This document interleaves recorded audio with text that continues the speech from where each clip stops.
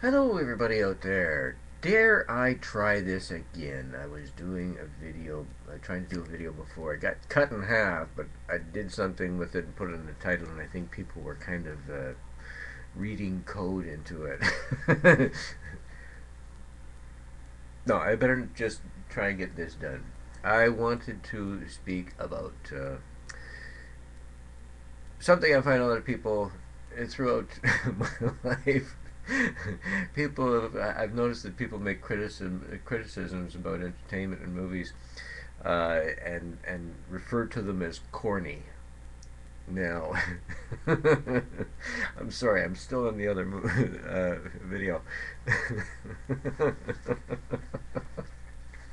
um, People refer to some movies as corny, and and it's always done in a kind of a denigrating fashion, as if corny movies were bad, and they had to come to a conclusion that what they mean by corny or corn is that the movie is sentimental or will evoke emotions, a great deal of emotions.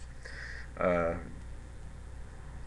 And for me personally, I have no problem with that. As a matter of fact, I encourage it. I love to see something that has that kind of an effect on a person. As a matter of fact, I kind of wonder if the person who's complaining about the corner of the movie is being a little bit more, is having their emotions evoked, and they don't like having their emotions evoked. Maybe something is good about the movie that they just won't admit it.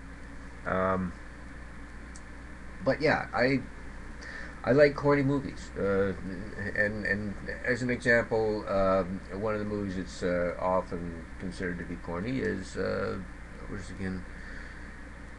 It's a Wonderful Life. Now everybody knows Jimmy Stewart and that movie. Great movie. Uh,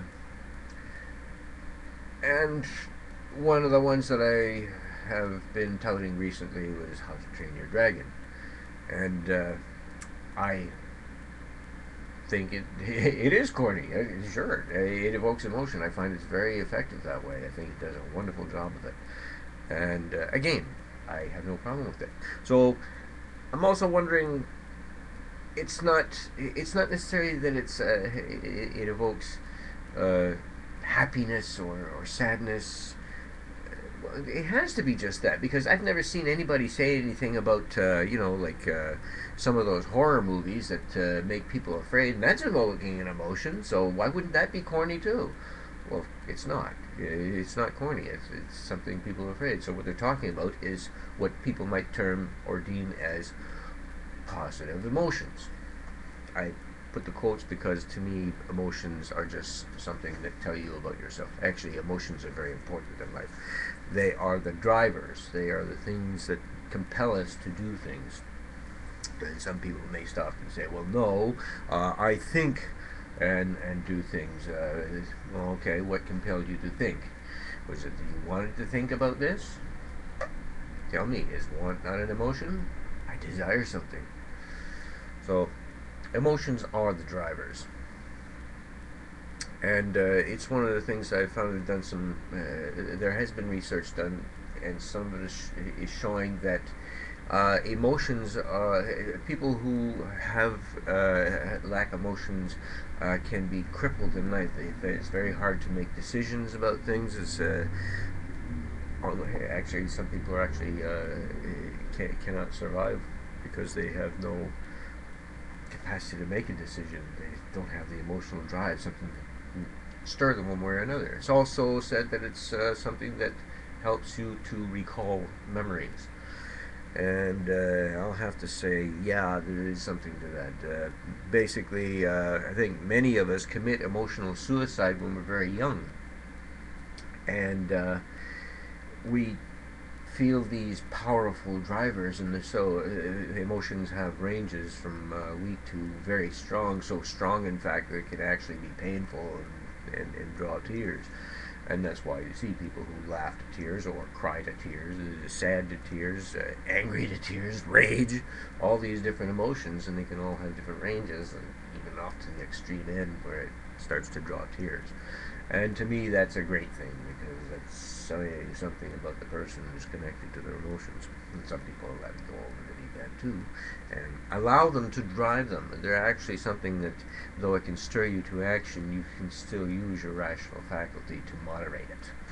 And there are emotions that moderate other emotions. For instance, fear. Fear is an interesting emotion. It's something that's telling you that you're in danger, or you're in danger of losing something, or being injured. And one of the emotions that is often uh, called into play by that one is anger.